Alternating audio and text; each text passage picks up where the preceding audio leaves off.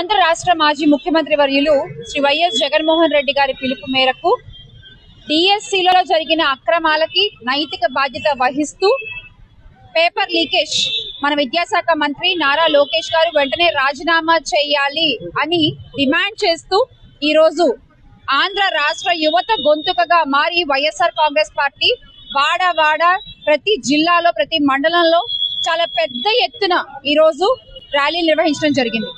ఆ ర్యాలీకి వచ్చినటువంటి స్పందన చూస్తే ఎంతగా ఈరోజు కూటమి ప్రభుత్వంపై యువత వెగటిపోయి ఉన్నారు, విసిగిపోయి ఉన్నారు అన్న విషయం మనందరికీ అర్థమవుతుంది. ఈ రోజు వైఎస్ఆర్ కాంగ్రెస్ పార్టీ ఆంధ్ర రాష్ట్ర యువత కలిసి ప్రస్తుత ప్రభుత్వాన్ని 4 డిమాండ్లు చేస్తూ ఈ ర్యాలీ నిర్వహించింది. ఒకటి, వెంటనే డిఎస్సిలో జరిగినటువంటి అక్రమాలని కనుక్కోవడానికి దానిపై వెంటనే సిబిఐ దర్యాప్తు జరగాలి, నిందితులకి శిక్ష పడాలి, దానికి ఆ అక్రమాలకి అన్యాయాలకి నైతిక బాధ్యత వహిస్తూ లోకేష్ గారు రాజీనామా చేయాలి అనేది మొదటి డిమాండ్ అయితే, తర్వాత విద్యా దీవెన, వసతి దీవెన, ఫీజు బకాయిలు విద్యార్థులకి వెంటనే చెల్లించాలి అనేది రెండో డిమాండ్. తర్వాత మీరు ఇస్తున్నటువంటి నిరుద్యోగ భృతి 3000 ఏదైతే ఉందో ఇప్పటి వరకు ఇవ్వనటువంటి బకాయిలతో సహా వెంటనే చెల్లించాలి. ఈ డిమాండ్లతో పాటుగా మీరు గనక ఈ నైతిక బాధ్యత వహించి రాజీనామా చేయలేకపోతే బహిరంగంగా మీరు డిఎస్సి అక్రమాలపై మీరు చేసినటువంటి తప్పుల్ని మీరే ఒక మీటింగ్ పెట్టి ఒప్పుకొని లేదా మా నాయకులతో కలిసి చర్చకి సిద్ధమా చెప్పండి. ఈ రోజున నారా లోకేష్ గారు ఏదో అంటున్నారు, జగన్ గారు రావట్లేదు నేను పిలుస్తున్నాను అని. బియ్యానికైనా కయ్యానికైనా సమవుజ్జి ఉండాలండి. మేము ఇంతకు ముందు ప్రెస్ మీట్లు పెట్టి వైఎస్ఆర్ కాంగ్రెస్ పార్టీ నాయకులు కావచ్చు, మేము చాలా సార్లు చెప్పాము, మీరు మొదటిసారి ఎమ్మెల్యే అయ్యారు, మీరు మంత్రి అయ్యారు, కాబట్టి మీ హోదాకి తగ్గట్టుగా మన వైఎస్ఆర్ కాంగ్రెస్ పార్టీలో ఉన్నటువంటి మంత్రులు మీరు చెప్పండి ఎవరు రావాలో, వాళ్ళు వస్తారు, మీతో బహిరంగంగా చర్చకి పాల్గొంటారు, మీరు దానికి రెడీయా? అది చెప్పకుండా జగన్మోహన్ రెడ్డి గారు రావట్లేదు అంటే చంద్రబాబు నాయుడు గారు వస్తానంటే చెప్పండి, చర్చకి జగన్మోహన్ రెడ్డి గారు కూడా వస్తారు. జగన్మోహన్ రెడ్డి గారు రావాలంటే చంద్రబాబు నాయుడు గారు ఉండాలి అక్కడ, అది బాగుంటుంది. అంతేగాని మీతో జగన్మోహన్ రెడ్డి గారు ఎందుకు వస్తారు? అక్కడ ఎక్కడో మంగళగిరి వచ్చినప్పుడు లేదా తాడేపల్లి ఏదో ఓపెనింగ్ వచ్చినప్పుడు మీరు అన్నారు, మీ ఇంటి పక్కన ఉన్నాను, నేను సవాల్ చేస్తున్నాను జగన్ రండి అని. ఆ రోజు మేము మహిళలు అందరూ వచ్చాం బయటికి, మెచ్చి మీకోసం ఎదురు చూసాం, మేము రోజంతా అక్కడే నించున్నాము. ఆ రోజు మీరు కనబడలేదే, మీరు కనబడరు, ఎందుకంటే మీకు మొహం చల్లదు కాబట్టి, మీ దగ్గర సమాధానం లేదు కాబట్టి. ఈ రోజున రోడ్డు మీదకి యువత వచ్చింది. మీ ప్రభుత్వం అధికారంలోకి రాగానే రైతులు రోడ్డు మీదకి వచ్చారు, మహిళలు ఎప్పుడో రోడ్డును పడేశారు.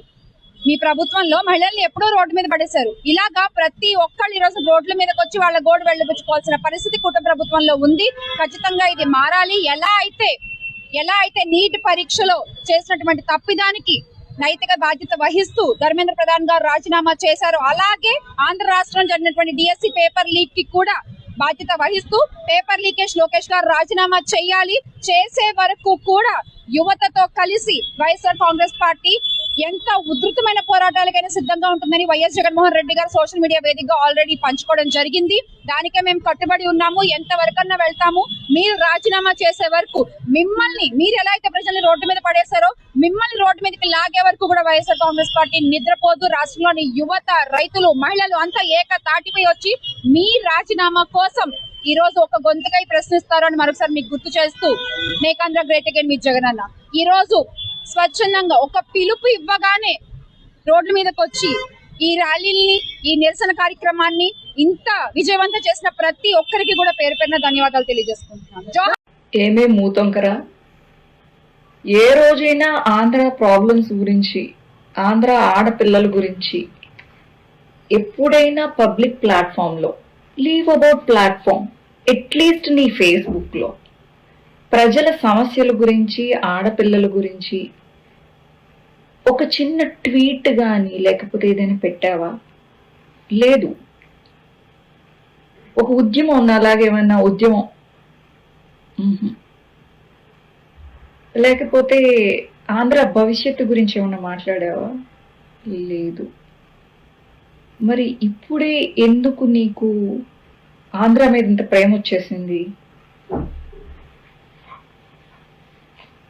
ఎవరికైనా అవి పుట్టుకతో కొన్ని లక్షణాలు ఉంటాయి.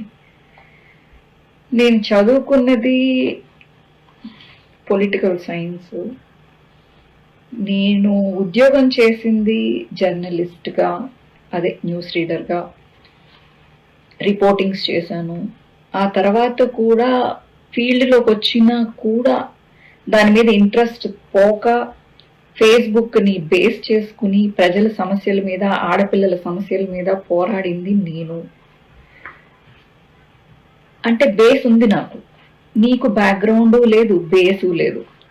నేను బొడ్డు చూపించినా లేకపోతే పల్చగా పైట్లు వేసుకున్నా కానీ ఇంకా నాకెవరు ఆడియో ఫంక్షన్లకి యాంకరింగ్ చేయనివ్వట్లేదు సార్. మిమ్మల్ని ఎంకరేజ్ మీ పార్టీలో జాయిన్ అయినందుకు, అదే మీ పార్టీలో తిరిగినందుకు అని చెప్పేసి నంగేడుపులు ఏడిస్తే చేరతీశారు. మా వాళ్ళు మంచోళ్ళు, మా పార్టీ మంచిది. కానీ నీ బేసు, నీ బ్యాక్గ్రౌండ్, నీ చెత్త అందరికీ తెలుసు. మా వాళ్ళ జాలి వలన బతుకుతున్నావు నువ్వు. అయినా ప్రజలకి తెలియదా నువ్వేంటి? అండ్ నేను ఎన్ని కేసులు పెట్టించుకున్నా, అండ్ ఎంత క్రాస్ అయినా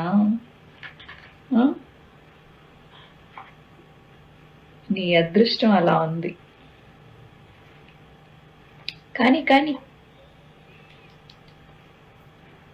ఇప్పుడు గుర్తొచ్చాడా పవన్ కళ్యాణ్ DCM అని, అండ్ అనిత గారు వీళ్ళందరూ ఇప్పుడు గుర్తొచ్చారా?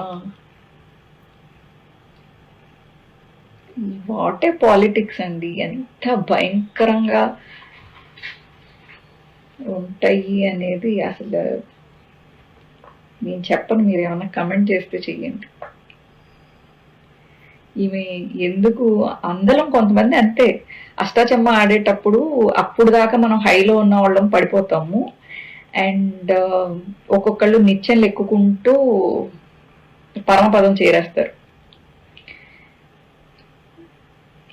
ఇంగ్లీష్లో ఒక ప్రోవర్బ్ ఉంది, అంటే తొందరగా రైజ్ అయితే సడన్ గా ఫాల్ అయిపోతుంది అని చెప్పి. Will see the life of